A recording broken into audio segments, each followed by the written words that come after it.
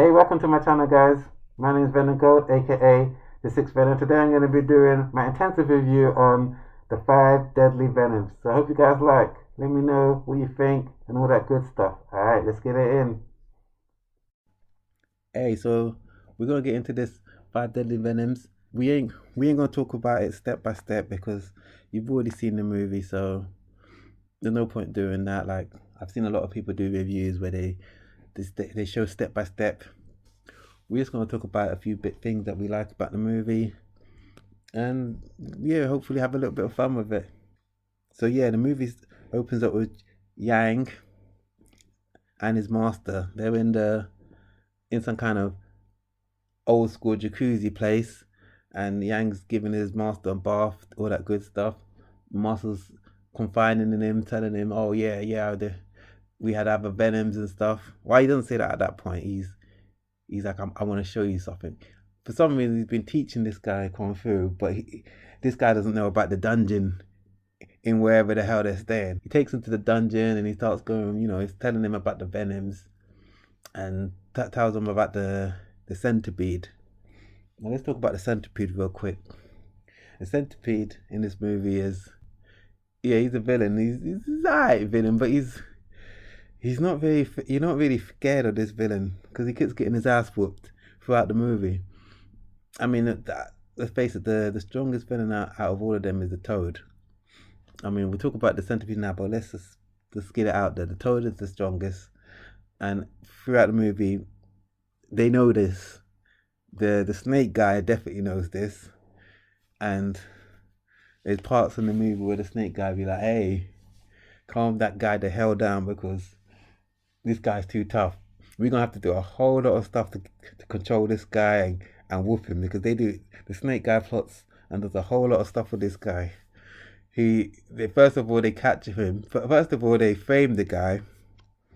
They frame the guy. This is this is what they have to do to deal with this toad guy. They frame the guy, and when he's framed, they have to get rid of his friend who's the lizard. They don't know this, but they have to get rid of him. They send him away, and for some reason, the lizard guy's like, hey, give yourself up, Toad." And then when the Toad guy gives himself up, he goes away. So it's like I'm gonna look after you, but I ain't gonna look after you. I'm gonna shift the responsibility to some other guy who I clearly don't know because I don't even know that all this time he's the Scorpion. So that's what happens. He leaves and leaves my man in the jail, just dead, rotten. And the snake guy's like, "Hey, we got him in the jail, but that's not enough, man. We got to poison this guy." So they poison him. I mean, when they poisoned him, they didn't poison him. They made him go to sleep. But when they made him go to sleep, I'm sure if they cut off his head would have fallen off. But anyway, they didn't try any of that cutting off head thing. They thought, "Oh, we're gonna build a contraption with all sorts of needles in it," which is, this is what they're doing just for my man. And then they do that, and throughout this is a long bit of portion of the movie, and because I get down with the Toad, it's quite depressing because I'm watching. When you watch the movie again, you already know what's going on, and you already know what's gonna come up. You already know that the Toad's gonna go through a whole lot of BS, and from the moment when the lizard's like, "Hey, trust me," you're like, "God damn! If only he knew what was in store for him. If only he knew that his man was just gonna run out on him." Anyway, yeah, so they build that contraption, they put his ass to sleep, put him in the contraption. Obviously, that's gonna wake a man up. He's like, "Hey, what the hell's going on?" Slam that thing. He breaks out of it. And the funny thing about it is that this guy is he's still invincible. He's still got his armor. All of that, and they still haven't broke the guy. They didn't even know if the scorpion wasn't just there, just lingering around, and the whole plan would have been messed up, and God knows what would happen. But the scorpion's just there, hanging around the place. He throws one of his darts, and it looks when he throws the dart, the look when the camera zooms on him later on, it's like he is so innocent. It's like, hey, like I wasn't a part of that. But anyway, yeah, he throws that dart. My man's bleeding all over the goddamn place, and he was doing all right with the when he was dealing with the snake guy before that. Before my man threw the dart, he was dealing with the snake guy. That's why I get started with the toad. Toad guy was dealing with that snake guy. I mean, regardless, the toad guy is a bit arrogant at times because when you're invincible like that, he's like a Superman. He's too invincible. He ain't been hurt before. So even when he was fighting the centipede earlier on, this guy was mad cocky, and even when the the sixth student, I'm the sixth Venom, so I won't call him the sixth student. I'm the sixth Venom. So even though that other pupil, the pupil who knew all the Venom styles, even though he joined in to help, he did some pretend scream, "Ah," and he joined in to help. Even though he helped, the toad guy acted like it was all him. It weren't all him. My man helped you, but yeah, it's all good. He just there with a smug smile on his face, like, hey, that was all me. Anyway, I'm going off track. Let's get back to them trying to deal with the toad now.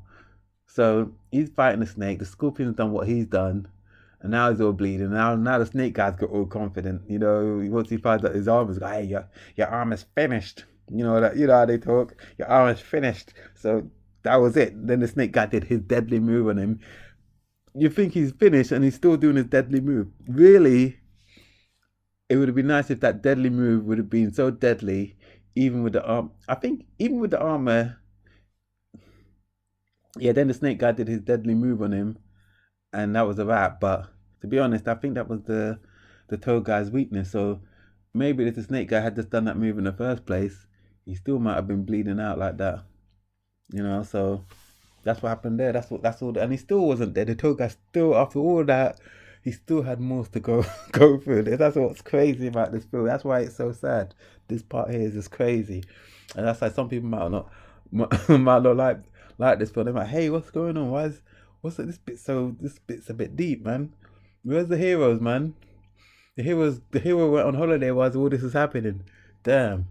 But yeah, so they do all that craziness, and then after that, they still want him to confess, and they bring out some iron plate thing. And Jesus Christ, they put this guy through a lot.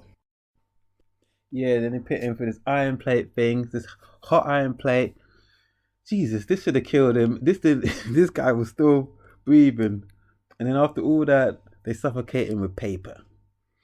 They suffocate my man with paper. After all of that, they give him the pin treatment, the pin cage treatment. They give him the iron and armor treatment, the hot iron armor treatment, and then he dies by suffocation of paper. And the guys all patting the paper down and stuff. Oh, terrible. Anyway, yeah, that's pretty much sums up the toad guy. Yeah, so even now, yeah, I've gone completely. This is how awesome the toad guy is. I was supposed to be talking about the goddamn centipede, and look what's happened. I'm talking about the toad. I was gonna save him for last, but I completely just gone into gone into him. I've completely talked about him first, which is crazy. That's how awesome the toad is. Yeah, so he was my number one guy in the film, I must say. Well, anyway, yeah, I'm gonna have to give it to the toad guy. He was the number one. He was a bit arrogant at times, and all that good stuff I mentioned earlier. But he was good people. I liked him, and it was like some Shawshank Redemption kind of thing. This was that whole thing with the toad was equivalent to Shawshank Redemption. How my man got bummed, but the toad pretty much got bummed. All of that.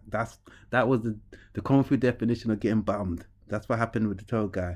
So yeah, my heart goes out to the toad guy, and R.I.P. to him as well, man.